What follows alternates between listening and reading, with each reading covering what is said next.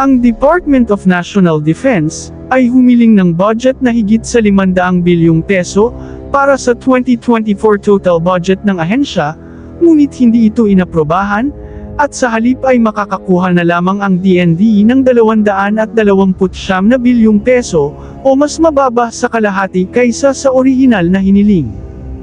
Ang pondo ng AFP Modernization Program para sa 2024 ay binawasan din mula sa orihinal na 115 bilyon peso na hiniling hanggang sa 50 bilyon lamang, bagamat mas mataas ito ng 5 bilyon kaysa sa inaprobahang budget nitong 2023, dito natin makikita na talagang hindi pa rin nakikita ng ating mga mambabatas ang urgency ng AFP modernization, gayong rinig na natin ang sigaw ng hamon ng ating kapitbahay sa ating soberanya.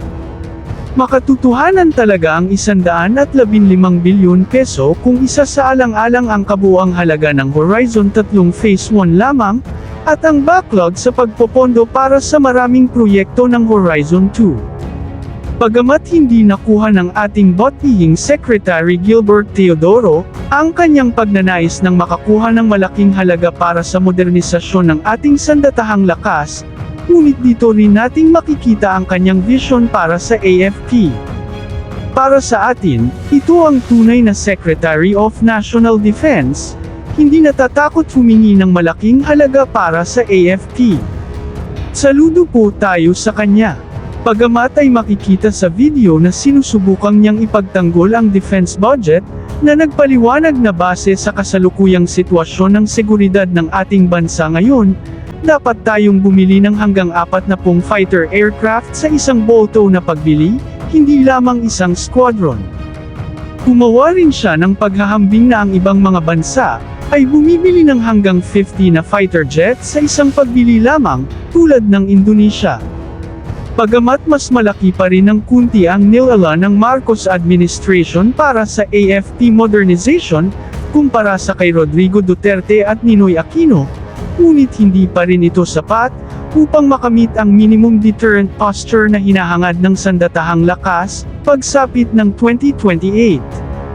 Walang ideya ang mga mambabatas na Pilipino kung gaano kalubha ang sitwasyon sa ating rehiyon, habang ang ating mga kaalyado at kasosyo ay naniniwala na ang isang shooting war ay maaaring mangyari sa unang bahagi ng 2027, kaya sila ay sobrang nagmamadali upang mapabuti ang kanilang mga depensa, at hinihikayat ang Pilipinas na gumawa din ng parehong hakbang. Di po tayo ng 12 fighter, 12 lang. Bakit pa? Kailangan ho at least 30, 40. Other countries, kung bumili ng fighters ho, 70, 80, 90. Because it makes a difference. Ang kabuuang proposed budget naman ng kagawaran nasa 229 billion pesos. Mahigit 500 billion sana ang hinihingi nito, pero wala pa sa kalahati ang inaprobahan ng Budget Department.